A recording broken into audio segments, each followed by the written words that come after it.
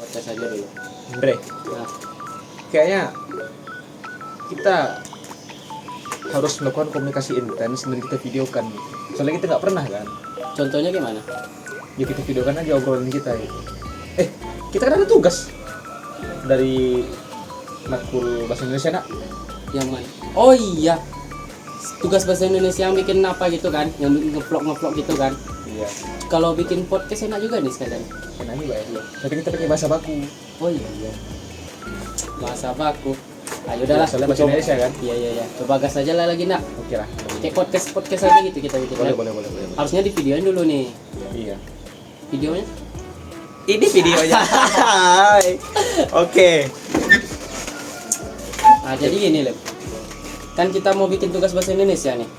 Enaknya kita bawa bahasa apa nih? Kayak menurut kau mau bahas apa? Sepertinya sejarah menarik untuk kaji ya.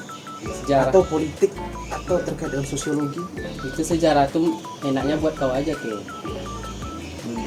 Tapi kalau mau Emangnya bahas Andre nggak suka sejarah? suka, cuman nggak terlalu. Tapi kalau mau bahas, ya udah gas aja kita bahas. Baik.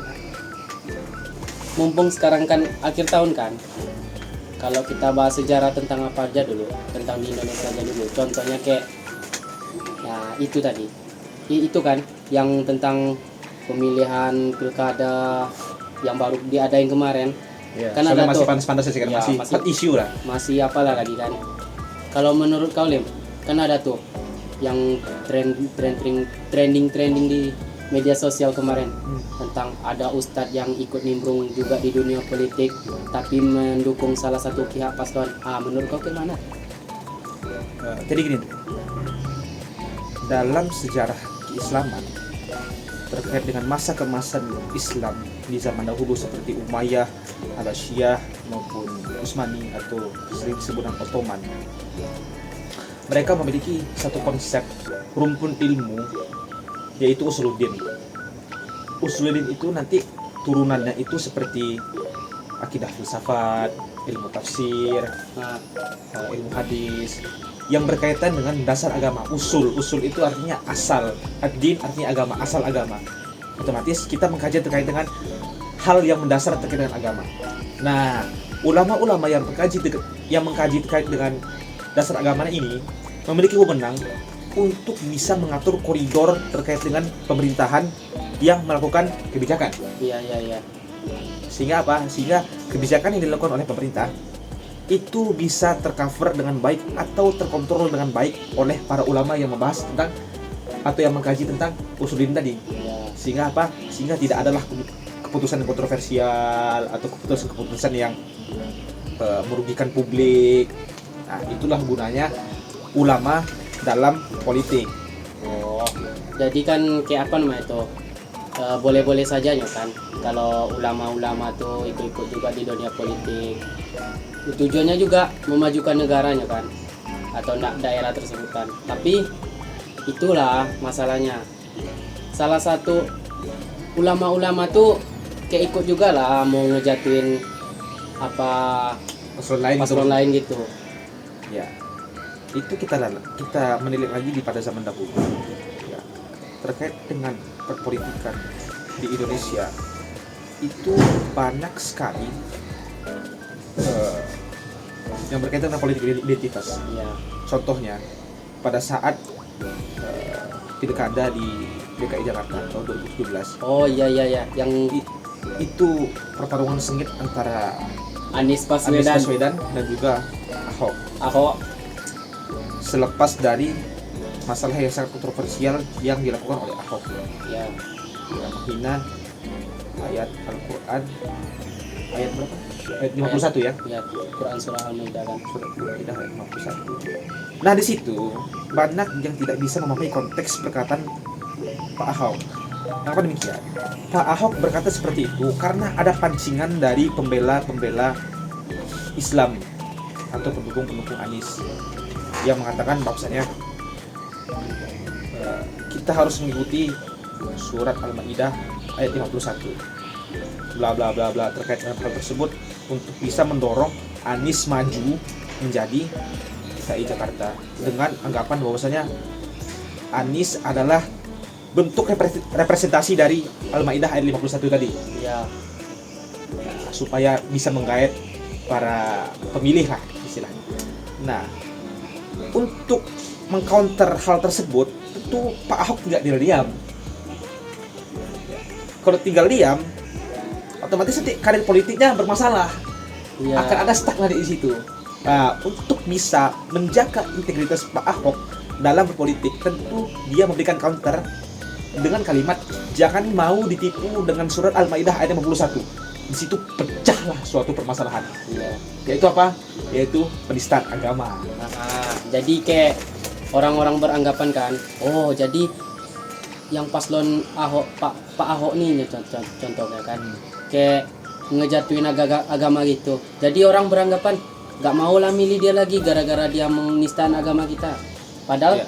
sebenarnya maksud dia itu bukan menistakan agama kan? Ya, bukan menistakan agama, tapi adalah bentuk counterisasi dari apa yang dilakukan oleh pendukung-pendukung Anies Baswedan. Nah, karena Pak Prabowo karena Pak Ahok Pak Ahok. ya, karena Pak Ahok memberikan kalimat yang kontroversial seperti itu, akhirnya masalah itu datang kepada beliau. Iya. Ya, itu adalah kontemplasi politik di zaman dulu. Iya, yang Dan ternyata legasinya, apa sih legasi itu, kayak warisan dari budaya politik seperti itu masih terjadi sampai sekarang. iya. Iya kan? Iya. Yang ujung-ujungnya sampai gara-gara itu kan yang melaju ke jadi bupati, ya apa Mbak? Gubernur tuh Pak Anies sama Pak Sandiaga Uno jadinya kan gara-gara masalah tuh. Nah, jadi menurut kau Lim, gimana lah tanggapan kau? Kesimpulan dari pembicaraan kita nih. Sebenarnya Iya. ini masih 7 menit deh. Kita belum ngomong maksimal lagi tuh. Ini kita harus bahas secara lebih mendalam. Iya nak. Udah lah, mau bahasnya gimana lagi? Terserah Andre, bebas. Kalau saya pribadi ya terserah mau bahas apa. Apa nih yang Kita enak? laksanakan saja. Iya. Apa nih yang enaknya nih?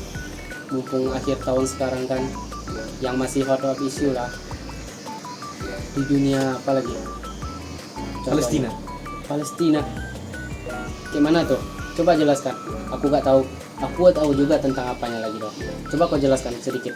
Palestina itu adalah satu wilayah Nah, di Timur Tengah yang sedang mengalami konflik dengan Israel. Itu negara bukan?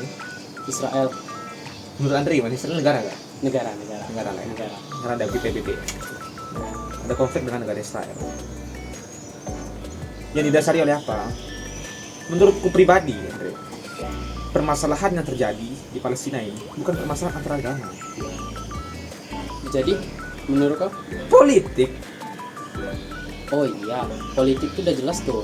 Apapun permasalahan di dunia tuh pasti tentang politik kan. Iya, politik. Kenapa? Karena kita tidak bisa memungkiri bahwasannya sumber air di tepi barat itu adalah 80% untuk Israel. Sehingga apa? Apabila wilayah Palestina memerdekakan diri, otomatis pasokan air yang ada di tepi barat sebesar 80% itu tidak bisa diberikan kepada Israel. Itu menunjukkan bahwasanya ada berbagai permasalahan terkait dengan politik maupun sumber daya yang berkaitan antara dua negara tersebut. Jadi faktor orang tuh kayak berperang gitu, faktor sumber daya yang pertama tuh.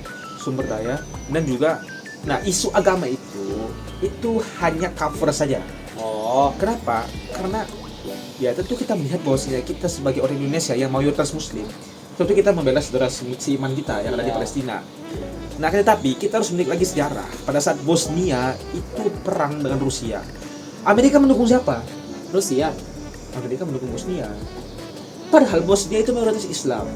Apakah kita mengutuk Rusia pada saat itu? Enggak. Apakah kita berterima kasih kepada Amerika? Tidak. Oh iya. Kenapa demikian? Karena itu kepentingan politik. Kenapa demikian? Karena Amerika itu bukan mayoritas Muslim. Akhirnya kita tidak memiliki koneksi hati karena kita tidak seiman dengan mereka. Nah, kita harus tinggalkan taklit buta seperti itu. Kenapa demikian? Karena politik itu keras. Baik. Politik keras. Karena orang Nah, Dre, oh, Lim. dengan ini Dre, dengan matinya HP ku tadi, ya ternyata HP ku udah panas sekali. Ya sudahlah, kita tutup aja pembicaraan kita kali ini ya. Ya, Kapan-kapan kita laksanakan lagi komunikasi yang intens supaya kita mempertajam analisis kita terkait dengan agama, sosial, politik, dan budaya dan lain-lain, sehingga kita bisa menjadi insan yang mulia dan terampil dalam menjalankan agama ini dan juga memajukan bangsa ini menjadi bangsa yang maju. Assalamualaikum warahmatullahi wabarakatuh.